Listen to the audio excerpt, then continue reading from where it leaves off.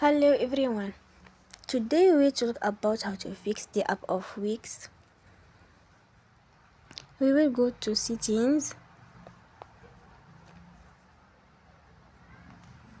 then we click on apps. After that we will search about the app Wix and you will click.